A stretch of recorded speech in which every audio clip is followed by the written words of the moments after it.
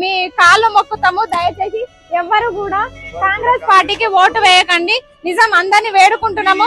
నేను మోకాల మీద కూర్చొని కూడా మేము చెప్తున్నాము. దయచేసి కాంగ్రెస్ పార్టీకి మాత్రం ఓటు వేయకండి. మరి చెప్తున్నాం. మేము ఎంత నష్టపోతే ఇంత బాధపడతామో చూడండి, ఒకసారి అర్థం చేసుకోండి. నిరుద్యోగులం ఈ రోజు ఇక్కడికి వచ్చి ఇంత ఆవేదన చెందుతున్నామంటే మా ఇంట్లో పరిస్థితులు ఏవి కూడా మాకు చక్కగా లేవు. మేము చాలా బాధపడుతున్నాం, చాలా ఇబ్బంది పడుతున్నాము. అంత ఇబ్బంది పడే మేము ఇక్కడ నామినేషన్లు వేసినాము. ఇగోండి మా ప్లకార్డ్స్ కూడా ఇవే. మొత్తం ఉద్యోగాలు అమ్ముకున్నారు. జీవో 29 చెప్పేసి. మీకు అంటే మీరు పెద్దవారు కాబట్టి ఇవి మీకు అర్థం కాకపోవచ్చు, కానీ ఇవన్నీ మాకు తెలుసు. ఈ జీవోల వల్ల మేము ఉద్యోగాలు కోల్పోయినాము చాలా మంది. అందుకే మేము ఇట్లా రోడ్ల మీదకి వచ్చినాము. దయచేసి మీరు అందరు కూడా పెద్ద మనసుతో అర్థం చేసుకొని కాంగ్రెస్ పార్టీకి మాత్రం ఓటేయకండి. నేను చెప్పడం కాదు, మన ఇంట్లో ఉండే మహిళలకి ఫ్రీ బస్ అని చెప్పారు, కానీ మీతోనే ఎక్కువ ఛార్జీలు వసూలు చేస్తున్నారు. ఇవి మేము చెప్తున్నాం కాదు, మీరు చూస్తున్నారు. రియల్ గా మీరే బస్సులు ఎక్కినప్పుడు మీరు గమనిస్తున్నారు ఇవన్నీ.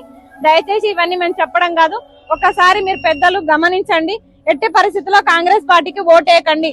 ఒకప్పుడు కాంగ్రెస్ పార్టీకి ఓటేయండి, గెలిపించండి అని మేమే నిరుద్యోగులం అందరం కూడా వెళ్లి అందరికి ప్రచారాలు చేసినాము, బస్సు యాత్రలు చేసినాము. కానీ ఈ రోజు మమ్మల్ని పట్టించుకోని పరిస్థితి. మేము ఎవరికి చెప్పుకోవాలో అర్థం కాక ఇలా రోడ్ల మీదకి వచ్చి మనమే చెప్పుకోవాలి కాబట్టి మేమే వచ్చినాము. దయచేసి అర్థం చేసుకోండి అందరూ.